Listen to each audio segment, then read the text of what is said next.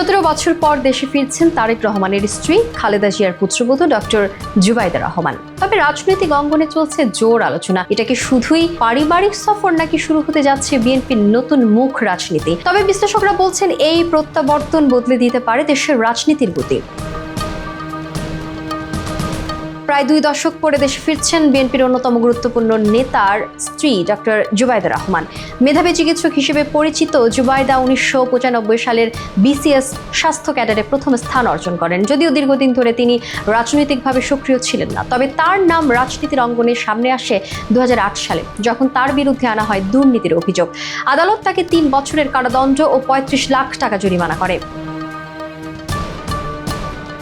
2014 সালে শেখ হাসিনা সরকারের অধীনে চাকরি হারানোর পর স্বামী তারেক রহমানের অসুস্থতার কারণে তিনি লন্ডনে বাস করছেন। তবে তার দেশে ফেরার পেছনে পারিবারিক কারণ ছাড়াও রাজনৈতিক আলোচনা তুঙ্গে। খালেদা জিয়ার শারীরিক অবস্থা ও মায়ের অসুস্থতার কারণে এই সফর হলেও রাজনৈতিক পর্যবেক্ষকরা একে রাজনৈতিক মাঠে জুবাইদার সম্ভাব্য পদক্ষেপ হিসেবে দেখছেন।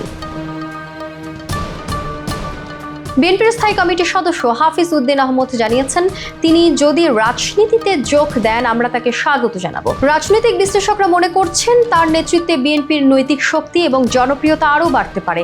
রাষ্ট্রবিজ্ঞানী সাব্বির আহমদ জানিয়েছেন, দীর্ঘদিন রাজনৈতিক পরিবারে থাকার কারণে তিনি যথেষ্ট রাজনৈতিক পরিপক্কতা অর্জন করেছেন।